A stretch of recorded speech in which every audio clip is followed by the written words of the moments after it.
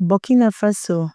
The Jibos recently arrested have been sentenced to death by the President Ibrahim Traoré. Burkina Faso, a landlocked West African nation, has been under intense political and military upheaval in recent years. Since Captain Ibrahim Traoré seized power in a coup in 2022, the country has witnessed sweeping changes in governance, military operations, and civil liberties. Central to the evolving narrative is the town of Djibo, located in the volatile Sahel region, often a hotspot of jihadist activity and a focal point in the country's war against terror. In a shocking turn of events, several individuals from Djibo were recently arrested and sentenced to death by President Ibrahim Traoré's transitional government. This sentencing, which has sparked intense debate and concern both domestically and internationally, raises significant questions about due process, civil rights, the role of military rule, and the direction of Burkina Faso's future. This video delves into the context of this arrest, the underlying tensions in Djibo, the motivations behind Traoré's decisions, and the broader implications for governance and justice in Burkina Faso. Given the gravity of recent events, it is essential to consider the socio-political background of Burkina Faso. Over the past decade, Burkina Faso has battled with jihadist insurgencies affiliated with Al-Qaeda and the Islamic State. The northern and eastern parts of the country, including towns like Djibo, have suffered greatly from attacks, kidnappings, and mass displacement. Amid this turmoil, democratic institutions have weakened. In January 2022, President Roch-Marc Christian Kabore was overthrown by a military junta led by Lieutenant Colonel Paul-Henri Sandaogo Damiba, citing the government's failure to combat terrorism effectively. However, just months later in September 2022, Damiba himself was disposed in a second coup led by Captain Ibrahim Traoré. Since taking power, Traoré has focused on militarizing the country's response to terrorism, fostering closer ties with countries like Russia, and pushing back against perceived neo-colonial interference, particularly from France. In this volatile climate, the rule of law has been overshadowed by military exigency and executive decrees. Djibo, a town in the Sahel region, has long been one of the most impacted areas by the insurgency. Surrounded by jihadist groups and often under siege, the residents of Djibo have faced chronic insecurity, food shortages, and isolation. The town has also been a strategic location for both jihadist fighters and the Burkinabe armed forces.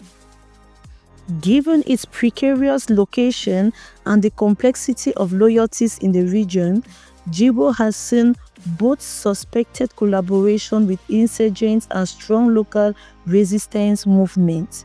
It is in this gray area of suspicion and survival that recent arrests occurred. Reports indicate that several individuals from Djibo were apprehended by the authorities under accusations of collaborating with jihadist insurgents. According to official statements, these individuals were not just passive supporters, but were allegedly active participants in facilitating attacks, providing intelligence, or sheltering fighters. However, these accusations remain contested.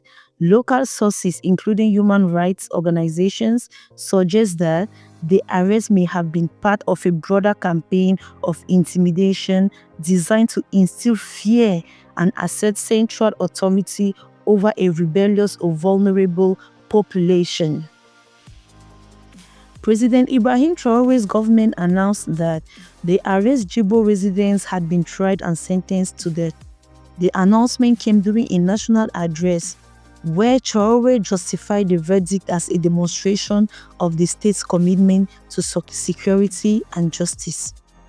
According to the transitional military government, the individuals had undergone military tribunal processes and the evidence against them was overwhelming and irrefutable. The government emphasized that the sentences were intended to serve as a deterrent against treason and to send a clear message to insurgents and their alleged collaborators. But this move has not come without criticism. Legal experts and human rights advocates argue that the trials lack transparency. The accused were denied fair representation and the judiciary has been increasingly co-opted by the military regime. International human rights watchdogs have expressed concern that these sentences may constitute extrajudicial punishment in disguise. The use of the death penalty itself is controversial. While Burkina Faso has not formally abolished capital punishment, executions have been rare in recent decades. The reintroduction of death sentences under the current regime marks a significant shift towards more draconian methods of rule. Domestically, the reaction to the death sentences has been mixed. Some segments of the population, particularly those directly affected by terrorist attacks, view the move as a strong stance against impunity and treachery. Supporters of Traoré, who admire his uncompromising approach to security, argue that the sentences are necessary in a time of war. However, others are alarmed by what they perceive to be the erosion of democratic norms and human rights.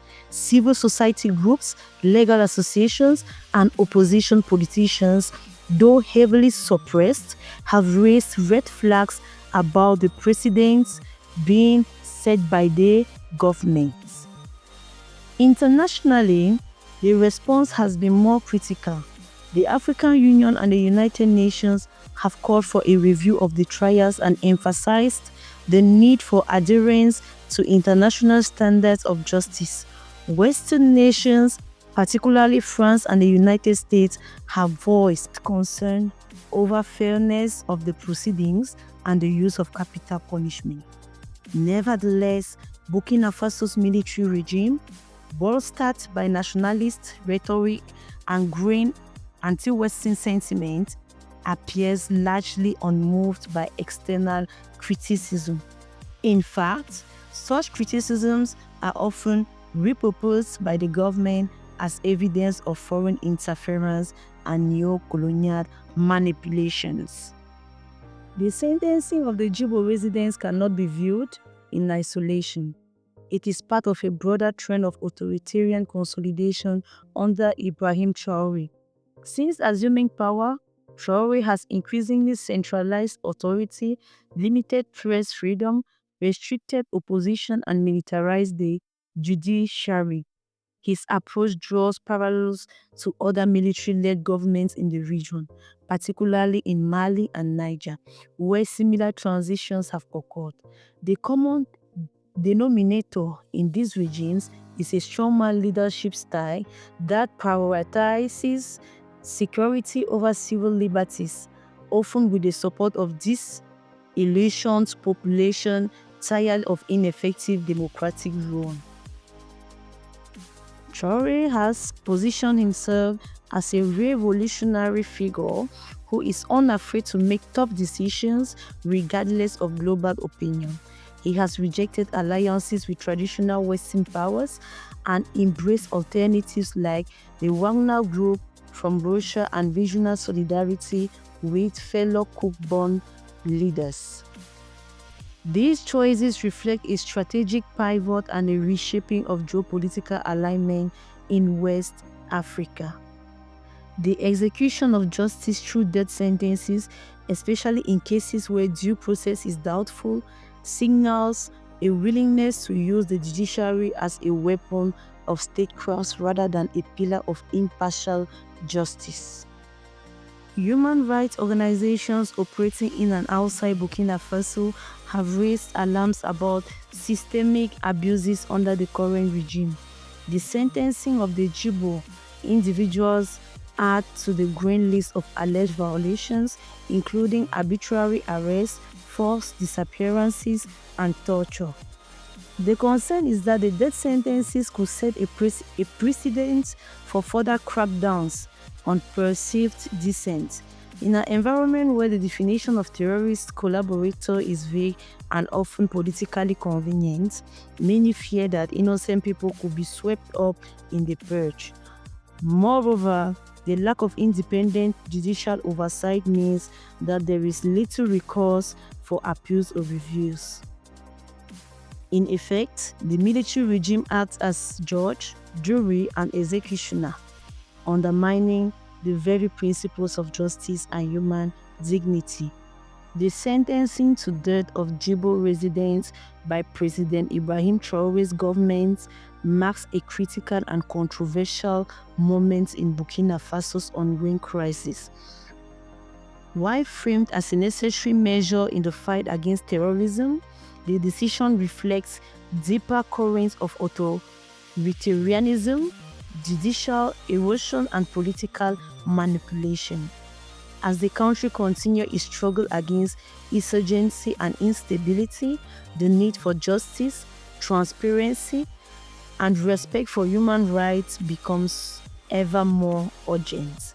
Without these safeguards, the fight against terror may become a new form of terror itself, waged not by insurgents but by the very institutions meant to protect the people.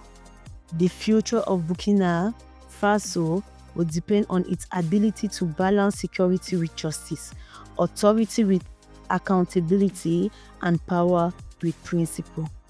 The fate of the DJibo individuals may well be a harbinger of the path the country chooses to take. Whether that path leads to peace and democracy or deeper into repression remains to be seen. But the stakes could not be higher. Stay informed, stay empowered. Subscribe now for the real stories shaping Africa.